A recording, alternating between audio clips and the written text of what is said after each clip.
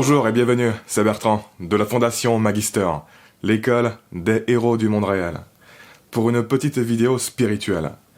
Que signifient les synchronicités à propos du réel?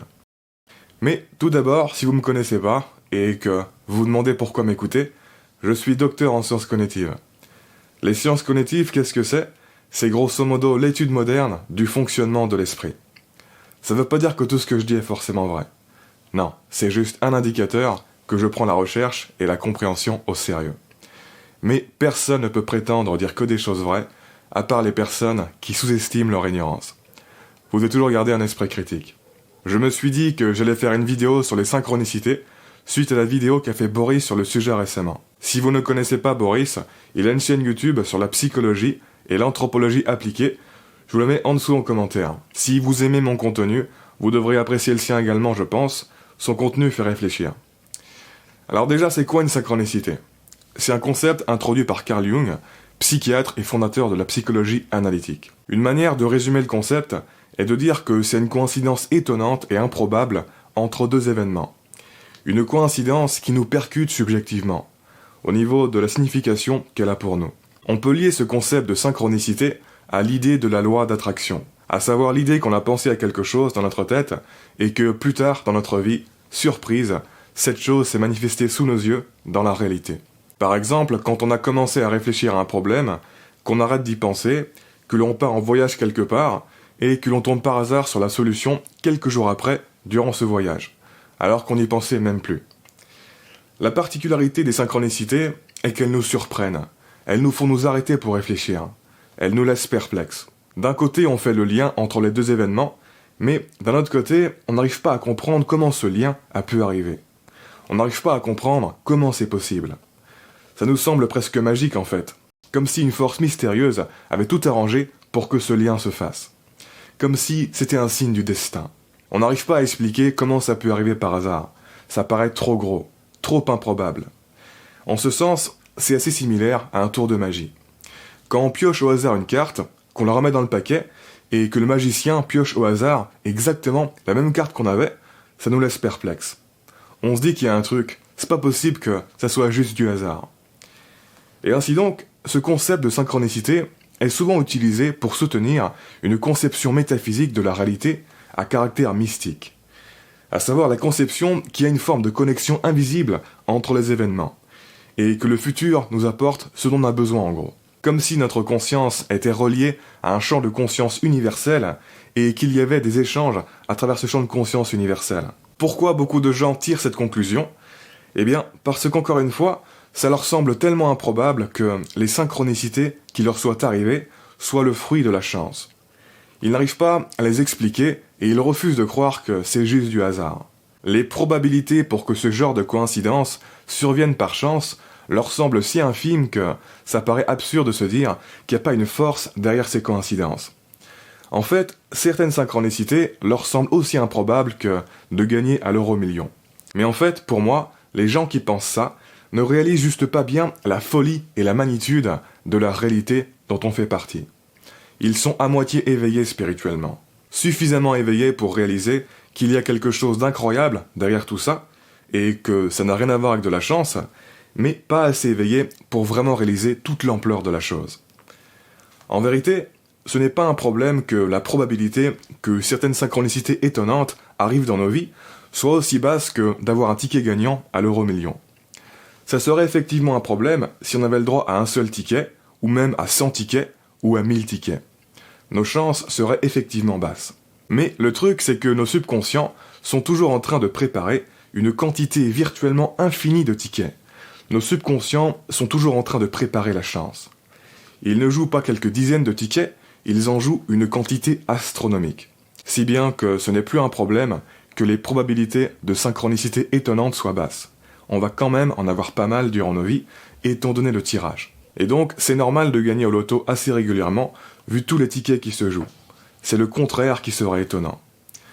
D'ailleurs, c'est marrant, dans beaucoup de chaînes YouTube qui parlent de problèmes et de solutions à des problèmes, que ce soit sur le thème du corps, de l'alimentation, des relations, etc., il y a presque systématiquement des commentaires du genre « Oh mon Dieu, c'est quoi ce truc de fou? J'étais justement en train de penser à ce problème, et magie, une vidéo sur le sujet arrive. L'auteur de la chaîne est un magicien ou quoi? Mais en fait, quand une chaîne a des millions d'abonnés qui sont déjà intéressés par le thème de la chaîne, ce n'est pas si fou du tout que dans le lot, il y a quelques personnes à qui ça arrive à chaque vidéo. Sur les millions d'abonnés, il y a une synchronicité avec quelques-uns des abonnés à chaque vidéo. Il y a quelques tickets gagnants. Et pour tous les autres, non, le ticket est perdant. Si tu ne considères pas la quantité énorme de tickets perdants, ouais, ça te semblera impressionnant, tous ces tickets gagnants. Mais si tu considères la quantité de tickets perdants, tu te dis que c'est logique qu'il y ait eu quelques tickets gagnants. C'est comme si le magicien faisait tirer au hasard une carte à une centaine de participants, et que quand lui tirait au hasard une carte, il tombait sur celle d'un participant. Ce n'est pas de la chance, parce qu'indirectement, c'est comme s'il avait tiré une centaine de cartes jusqu'à ce que ça corresponde à celle qu'un participant a tirée. Et en gros, c'est ça qui se passe avec notre esprit. On voit uniquement les tickets gagnants que notre subconscient a préparés et qui ont matché avec un autre événement, et donc ça nous surprend. Si on reprend l'exemple du magicien, c'est comme si le magicien répétait son tour de magie 100 fois, et qu'une fois sur 100, il tombait sur la même carte que le participant. Et que les 99 autres fois où ça a foiré, il effaçait de la mémoire les souvenirs de son tour raté. À part effacer les souvenirs, il n'y aurait aucun truc dans son tour de magie. Si ce n'est le fait qu'en réalité, pour réussir un seul coup, il se donne beaucoup plus de chances qu'on ne le croirait. Et donc, avec notre subconscient, c'est pareil. Il se donne beaucoup plus de chances qu'on ne le croit. Il nous donne conscience uniquement des tours de magie qui réussissent. Et donc, ça nous surprend. Ça nous surprend parce que on sous-estime énormément tout ce que fait notre esprit de manière couverte. On ne suspecte pas tout ce qui se prépare dans notre tête. Si on savait ce qui se passait dans notre tête, on disparaîtrait instantanément. Et quand je parle de on, je parle de l'ego bien sûr. Notre existence en tant qu'ego dépend de notre voile d'ignorance, ce que j'appelle le masque de la perception existentielle.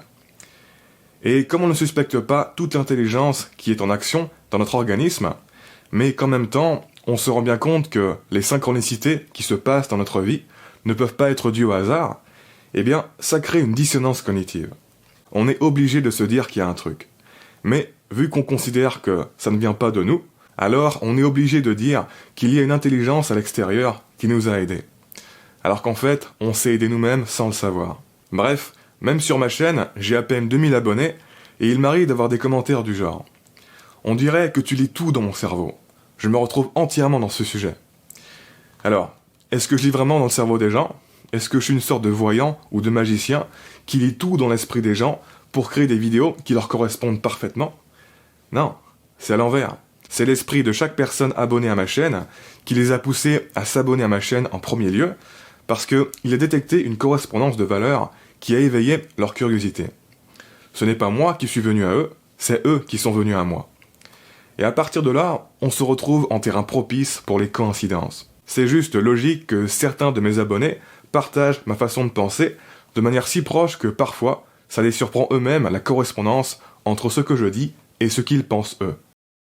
Mais ce qu'il faut bien comprendre, c'est que sans ça, ils ne seraient pas abonnés en premier lieu.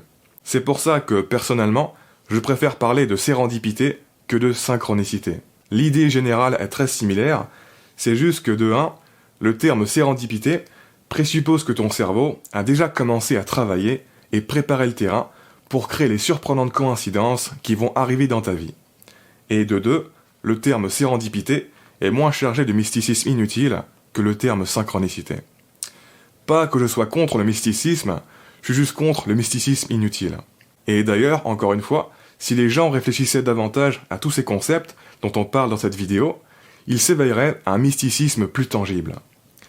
Si tu trouves certains événements de synchronicité fantastiques, et que, le reste du temps, tu trouves la vie banale et ordinaire, c'est que tu es à demi éveillé spirituellement. Parce qu'en fait, chaque instant est une synchronicité hors du commun.